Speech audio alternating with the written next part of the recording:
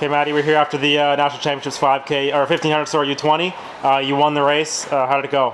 Went all right, went out slow. No one really wanted to take the pace, and there's a bit of pushing and shoving. But it's just, typical tactical racing.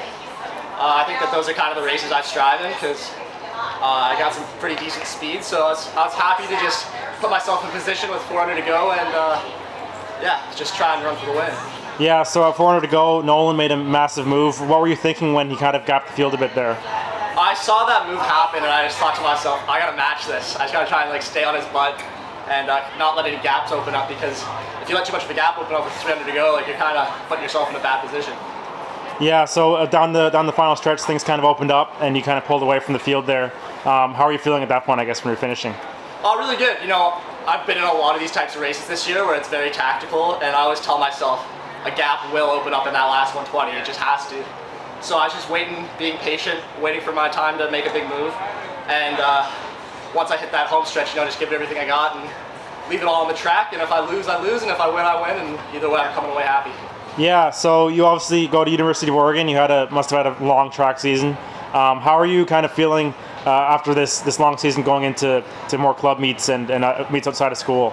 I kind of had the mentality going into this season that I knew it was going to be a long one. I've had the U20 World Championships on my mind for a good year now. So I opened up my season late January. Just kind of slowly been building.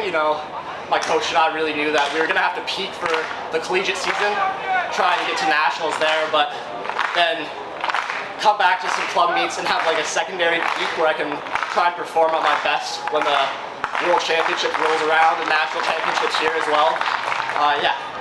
Yeah, so do you have any more races coming up between now and then, or what's the plan for the rest of your season? Yeah, so I'm actually going to fly down to Eugene here a few days from now and just put in a good stint of training with my coach and some of my training partners down there. Cole and Cooper, they're going to be running for the World Championship team, and I'll hopefully be able to jump in with them and do some workouts. And then we'll see, maybe run 1 or 2 races here. There's a few going on in Portland. And then after that, so 1 race maybe, and then just World Championships, and then we'll call it a season, because after that it'll be a pretty long year. Yeah, so how are you feeling confidence-wise going into the World Champs?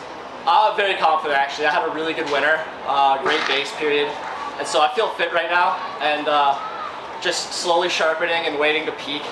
And I think that if I just stay patient, I'll have a decent shot when I get to Columbia.